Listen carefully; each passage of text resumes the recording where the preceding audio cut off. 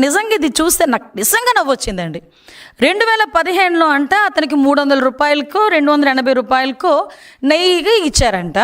ఇప్పుడు 2026లో అతనికి 650 రూపాయలకి ఇందాపూర్ కంపెనీకి నెయ్యి సప్లైకి ఇచ్చారట.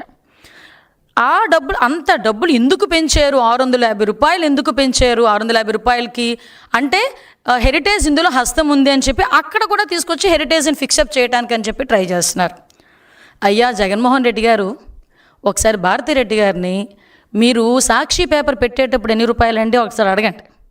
నాకు తెలిసి 2 రూపాయలు అనుకుంటా అప్పుడు. ఇప్పుడు ఎంతో అడగండి ఒకసారి. అదే 2 రూపాయలకు అమ్ముతున్నారా లేకపోతే 6.5 రూపాయలకు అమ్ముతున్నారా సాక్షి పేపర్ని? ఒకసారి కనుక్కోండి. మరి 2 రూపాయల నుంచి 6.5కి ఎందుకు చేశారండి? ఎవడు జేబులు నింపుకోవడం చేశారు? అదేవిధంగా భారతీ సిమెంట్స్ నాకు తెలిసి 2014 ఆ టైంలో 250 రూపాయలు అనుకుంటా, ఇప్పుడు 450 రూపాయలు. మరి ఎందుకు పెరిగింది? అంటే 2015లో పాల ప్యాకెట్ ధర 19 రూపాయలు ఉంటే 2026కి పాల ప్యాకెట్ ధర 40 రూపాయలబ్బా. పాల ప్యాకెట్ ధర పెరిగితే ఆటోమేటిక్గా నెయ్యి ధర పెరిగిద్ది కదా.